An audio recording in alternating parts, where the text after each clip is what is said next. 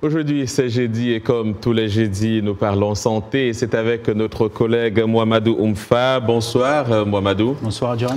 Alors aujourd'hui, nous parlons de sida. En prélude à la journée mondiale de lutte contre cette maladie, le 1er décembre, l'ONU-SIDA vient de sortir un rapport dans lequel l'organisation révèle que 75% des personnes vivant avec le VIH connaissent désormais leur statut sérologique. Oui. Dites-nous davantage. Oui, c'est une très bonne nouvelle. Ce rapport intitulé « Savoir, c'est pouvoir » montre que l'intensification des efforts en matière de dépistage et de traitement du VIH a permis d'atteindre davantage de personnes vivant avec le virus du sida. Si l'on compare les chiffres de 2017 par rapport à 2015, l'on se rend compte que 3/4 des personnes vivant avec le VIH, soit 75%, connaissent désormais leur sérologie contre seulement 2/3 en 2015. Par ailleurs, 21,7 millions de personnes vivant avec le VIH ont eu accès à une thérapie antirétrovirale contre 17,2 millions en 2015.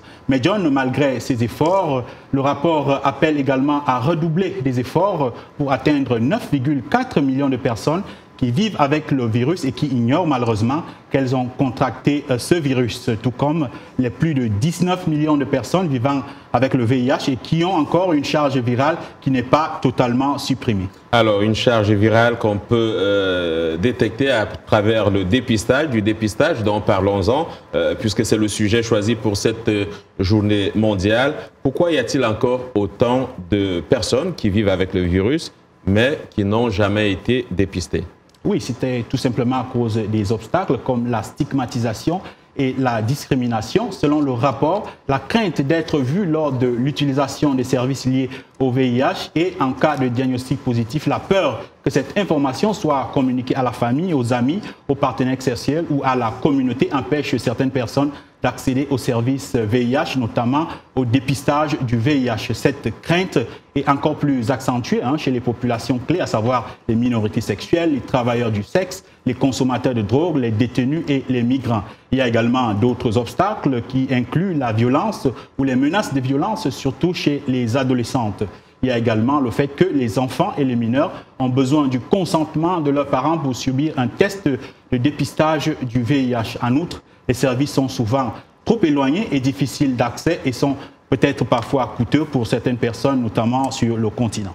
Mais on sait, Mouamadou, qu'il existe pourtant des autotests qui pourraient permettre de faire soi-même son dépistage. Pourquoi est-ce que, malgré cela, certaines personnes ne font pas de dépistage? Oui, il faut dire que l'autotest est un instrument récent dans la panoplie des outils de lutte contre le sida. Ce n'est qu'en décembre 2016 que l'Organisation mondiale de la santé a recommandé ce type de test comme moyen complémentaire au service de dépistage de l'infection à VIH. Il y a aussi beaucoup d'hésitation, John, par rapport à la vulgarisation de ce type de test.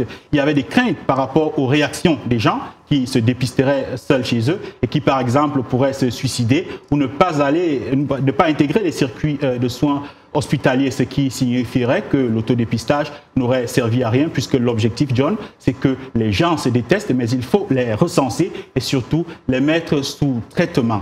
Alors, il faut aussi évoquer les coûts des autotests parce que ces coûts restent assez élevés pour certaines populations, notamment en Afrique, alors que souvent les tests traditionnels sont offerts gratuitement dans les hôpitaux ou lors des campagnes de dépistage. Alors, qu'est-ce qu'il reste à faire dans ce domaine, notamment de dépistage, communication ou plus de sensibilisation encore? Oui, il faut faire un dépistage communautaire surtout parce qu'en réalité, les gens sont plus sensibles lorsqu'ils sont approchés par les gens de leur communauté. Ce que j'entends par là, c'est que souvent, par exemple, pour les minorités sexuelles, les homosexuels et autres, il faut que ce soit les gens de leur communauté qui les approchent et là, ils sont plus réceptifs par rapport au discours qui leur est tenu. Donc, l'approche communautaire, c'est très important. Et évidemment, comme tu le disais, il faut continuer la sensibilisation. Il faut dire aux gens que le VIH-Sida est devenu une maladie comme une autre et que même s'il n'y a pas de traitement définitif, en prenant ces médicaments, on peut vivre comme tout autre malade. Merci Mouamadou Oumfa et à jeudi prochain. À jeudi, John.